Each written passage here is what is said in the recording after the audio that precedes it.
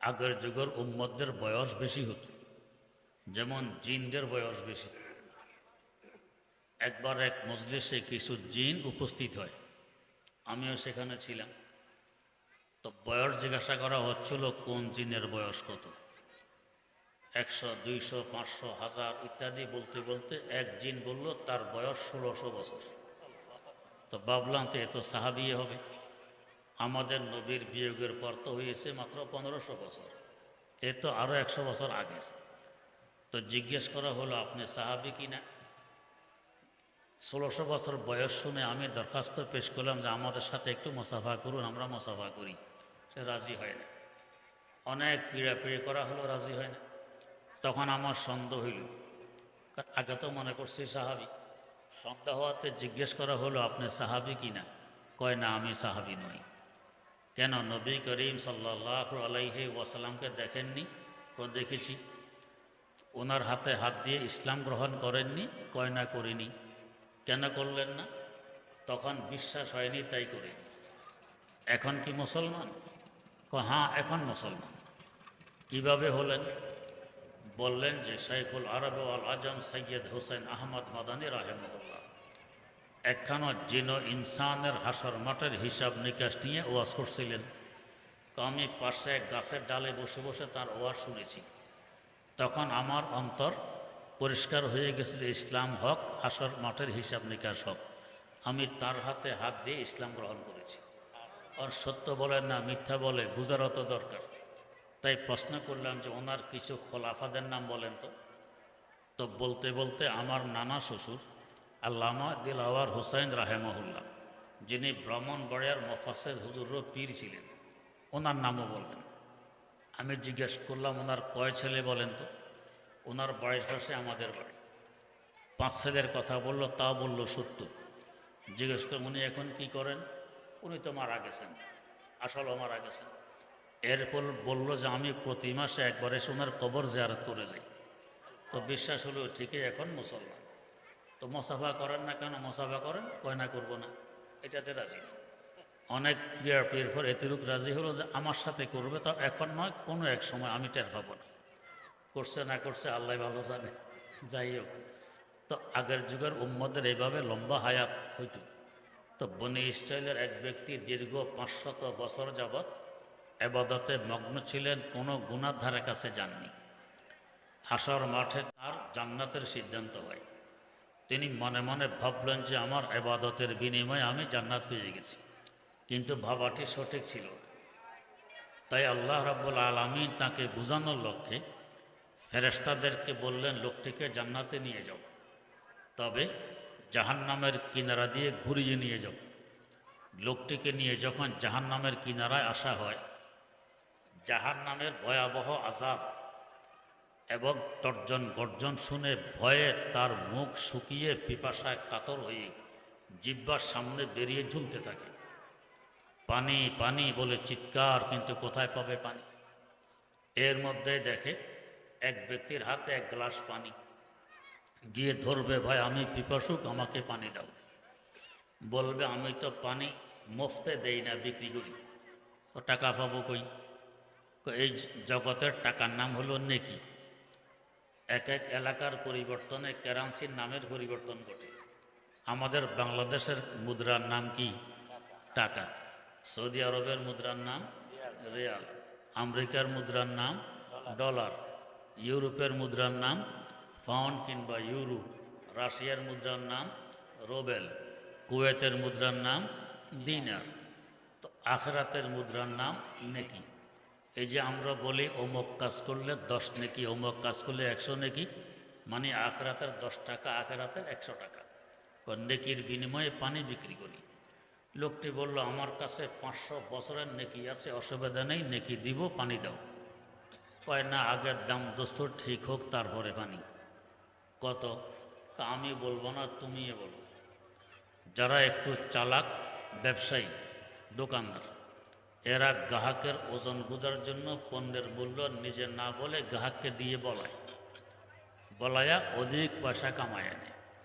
যেমন ধরুন কোনো পণ্য দোকানদার খরিদ করেছে 100 টাকা দিয়ে, গ্রাহক আসছে মালটা কিনবে, জিজ্ঞেস করে দাম কত, দোকানদার নিজে না বলে বলে কি, স্যার আপনি শিক্ষিত মানুষ,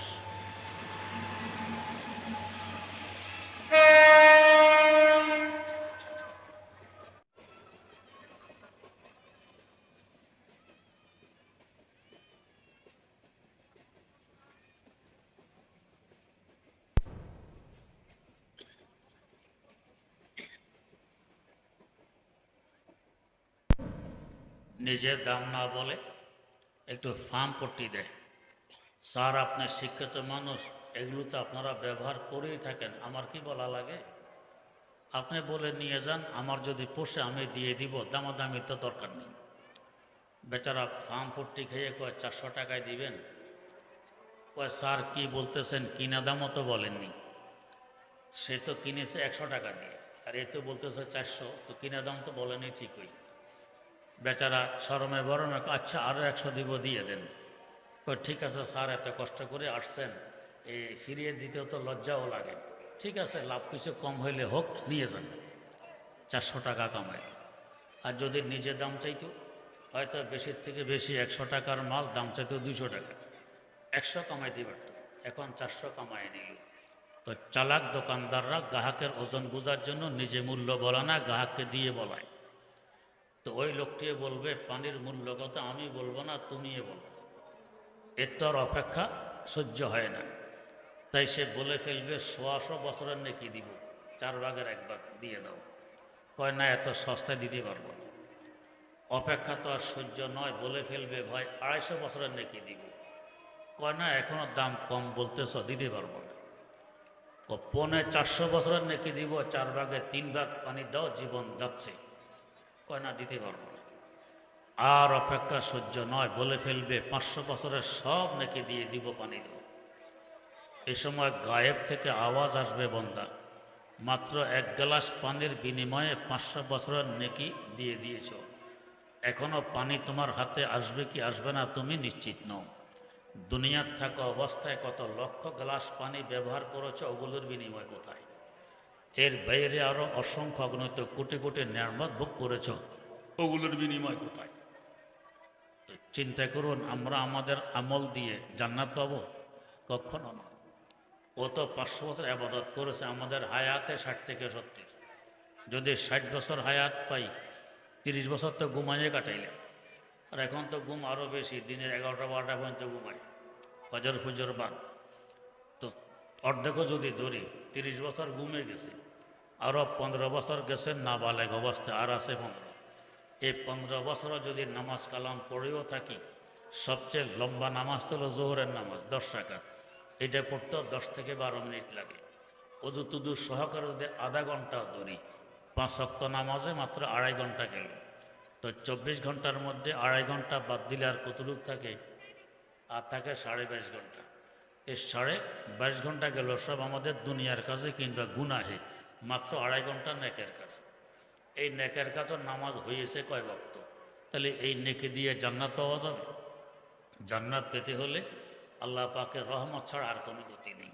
তাই ইল্লাল্লাহ না বলে ইল্লা রহমান বলা হয়েছে। খফিফাতান আল্লাহর লেসান, তবে উচ্চারণে অনেক সহজ। আমার আল্লাহর বিধান, যেই বস্তুর দরকার যত বেশি, ওই বস্তু তত সহজে পাওয়া যায়। যেমন অক্সিজেন ব্যতীত আমরা মোটো বাঁচতে পারবো না, দরকার সবচেয়ে বেশি। অক্সিজেন খরিদ করা লাগে না, মুফতে ব্যবহার করতেছি। গাছগাছালির মাধ্যমে অক্সিজেন আল্লাহ পাক তৈরি করতেছেন, আমরা ফ্রি ব্যবহার করি। বাতাসের প্রয়োজন বেশি, বাতাসও খরিদ করা লাগে না। স্বর্ণ এবং লোহার মধ্যে দাম বেশি কোনটার? স্বর্ণের। 1 ভরির দাম এখন প্রায় 1.25 লক্ষ টাকা। লোহার দাম কম, দরকার বেশি কিসের, স্বর্ণের না লোহার? দরকার বেশি লোহার। এই যে বিল্ডিং বানাই, ইট ভাঙি পাথর ভাঙি, স্বর্ণ দিয়ে হাতুড়ি বানাইয়ে ভাঙলে ইট ভাঙা যাবে না? হাতুড়ি নিজে ভাঙবে? নিজে ভাঙবে। ভাঙতে হয় লোহা দিয়ে, মাটি খনন করি লোহা দিয়ে, সব কিছু লোহার কাজ। কিন্তু লোহা সস্তা, স্বর্ণ দামি। তো 1 ভরি স্বর্ণ যদি জীবনে খরিদ না করি, আমার কোনো কষ্ট হবে? কষ্ট হবে না। তো লোহা ছাড়া চলতে পারবো না। মাছ তরকারি কী দিয়ে কাটি? লোহা দিয়ে। লোহা সস্তা। তাই এই 2টি বাক্যের আমাদের প্রয়োজন অনেক বেশি, কাল আখরাতের নেকির পাল্লাকে বাড়ি করার জন্য। তা খাফিফাতানে আলাল লিসান, এটা করে দিয়েছেন উচ্চারণে অনেক সহজ। সাকিলাতান ফিল মিজান, তবে হাসর মাঠের ইনসাফের পাল্লা হবে অনেক ভারী। কেন ভারী হবে? এই দুইটি কালেমার ভিতরে গোটা ইসলাম নিহিত। কিভাবে? ইসলামের কিছু কাজ করণীয়, কিছু কাজ বর্জনীয়। যেমন সত্যতা সততা করণীয়, জুলুম দুর্নীতি বর্জনীয়। সুবহানাল্লাহর ভিতরে বর্জনীয় কাজগুলো নিহিত হবে, হামদের ভিতরে করণীয় কাজগুলো নিহিত। গোটা ইসলামের ভিতরে এসে গেছে বিদায় দুইটি কালেমার ওজন অনেক বেশি, কারণ ইসলামের ওজন অনেক বেশি। কিভাবে বেশি? ছাত্রীরা ওহির আলোচনায় পড়ে এসেছে, ও আহয়ানান ইয়াতিনি মেসলা সলসলাতিল জারাস ওহু আসাদুহু আলাইয়া। এই আসাদুর তাফসিরের মধ্যে বলা হয়েছে ইসলামের ওজন কিভাবে বেশি হয়। 2 নম্বর কারণ, ইসলামের সার সংক্ষেপ হলো লা ইলাহা ইল্লাল্লাহ। এই কালেমার ওজনও অনেক বেশি। লা ইলাহা সুবহানাল্লাহর ভিতরে নিহিত, আর ইল্লাল্লাহ বিহামদের ভিতরে নিহিত। তার মানে 2 কালেমার ভিতরে লা ইলাহা ইল্লাল্লাহ ঢুকে আছে। লা ইলাহা ইল্লাল্লাহর ওজন অনেক বেশি, তাই এই 2 কালেমার ওজনও অনেক বেশি। 3 নম্বর কারণ, 2 ধরনের গুণে আমার আল্লাহ গুণান্বিত। কিছু কাজ আছে থাকা গুণ, কিছু আছে না থাকা গুণ। যেমন সত্যতা থাকা গুণ আমার আল্লাহর মধ্যে আছে, ওমান আস্তাকু মিনাল্লাহি কিলা। কিছু কাজ আছে না থাকা গুণ, যেমন জুলুম, তিনি লাইসা বিযাল্লামিন লিল আবিদ, তার মধ্যে জুলুম অত্যাচার কিছুই নেই। তো না থাকার গুণগুলো সুবহানাল্লাহর মধ্যে নিহিত, থাকার গুণগুলো বিহামদির মধ্যে নিহিত। এক কথায় আমার আল্লাহর সকল গুণ এই 2 কালেমার মধ্যে নিহিত। আমার আল্লাহর গুণের ওজন হবে না তো কিসের ওজন হবে? তাই এই 2 কালেমার ওজন হবে অনেক বেশি। 2 কালেমা কি? সুবহানাল্লাহি ওয়া বিহামদিহি সুবহানাল্লাহিল আযীম।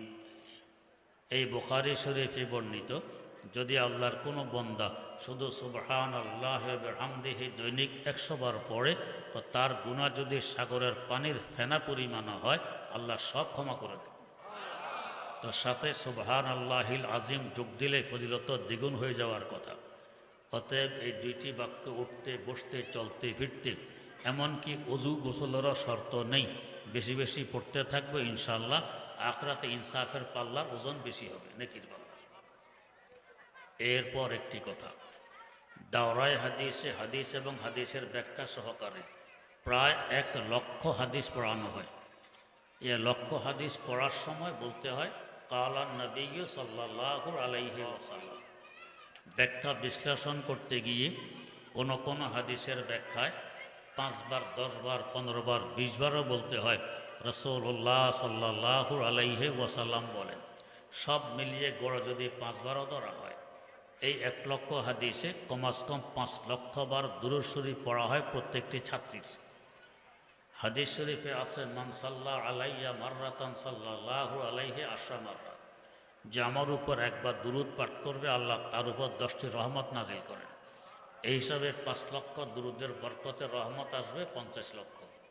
এই জামাতের ছাত্রী কতজন ছিল? 13 জন ছাত্রী ছিল। তো 13 জন মানে 6.5 কোটি রহমত নিয়ে এসেছে এই ছাত্রীরা গত 1 বছরে হাদিসের বরকত। অতএব মাদ্রাসাগুলোর গুরুত্ব অনেক বেশি। আল্লাহ, দুনিয়ায় চলতেছে কিসের বিনিময়ে? আজ দুনিয়ার 550 কোটির বেশি মানুষ হলো কাফের, মুশরিক, নাস্তিক, মুরতাদ, নাফরমানিতে ডুবা। 200 কোটিরও কম হইল মুসলমান। এদের মধ্যে বাস্তব ইমানদার খুঁজলে অনেক কম পাওয়া যাবে। এরাও গুনাহ থেকে বাঁচে কয়জন? বলতে গেলে গোটা দুনিয়া নাফরমানির অন্ধকারে নিমজ্জিত। একটা ফোঁটা পানি পাওয়ার উপযুক্ততা আমাদের মধ্যে বাস্তবে নেই। এরপরও আমাদের থাকা, খাওয়া, পড়া, সুখ, শান্তি ও রিজিক আল্লাহ পাক সব দিয়ে চলছেন কিসের বিনিময়ে? এই যে কমি মাদ্রাসাগুলো দুনিয়াতে টিকে আছে, এরা কোটি কোটি রহমত টেনে নিয়ে আসে। যেমন আমাদের মিরপুর আকবর মাদ্রাসা এখন প্রায় 100-র মতো ছাত্র থাকে দাওরায়ে হাদিসে। এরা তো নিয়ে আসে 50 কোটি রহমত। হাটহাজারী মাদ্রাসার দাওরায়ে হাদিসে 3 থেকে 4 হাজার ছাত্র থাকে, এরা নিয়ে আসে 2000 কোটি রহমত। এইভাবে কোটি কোটি রহমত তারা এই হাদিস আর দুরূদ শরীফের বরকতে নিয়ে আসে। এগুলো দিয়ে আমাদের থাকা, খাওয়া, চলা, রিজিকের ব্যবস্থা হয়। না হয় কবে আল্লাহ পাক দুনিয়া ধ্বংস করে দিতেন। কারণ রহমতের বৈশিষ্ট্য হলো পানির ন্যায়। পানির ফোঁটা মাটিতে পড়লে চতুর্দিক থেকে মাটি এই পানিটা চুষে নিয়ে উর্বরতা লাভ করে, ফল ফলাদি ফলায়। রহমত যদিও অত্র মহিলা মাদ্রাসাকে কেন্দ্র করে নাজিল হয়েছে, ছড়িয়ে পড়েছে পুরো এলাকায়, পুরা মহল্লায়, সবাই উপকৃত হয়েছে এর দ্বারায়। অতএব মাদ্রাসাগুলোর মূল্যায়ন করা চাই। যত বেশি এগুলোর সাথে সম্পর্ক রাখবো, রহমতের ভাগটা বড় হয়ে আমার কাছে আসবে। আল্লাহ রাব্বুল আলামিন আমাদেরকে সহি বুঝার তৌফিক দান করুন। সুবহানাল্লাহি ওয়া বিহামদি, সুবহানাকাল্লাহুম্মা ওয়া বিহামদিক, আশহাদু আল্লা ইলাহা ইল্লা আনতা, আস্তাগফিরুকা ওয়া আতুবু ইলাইক।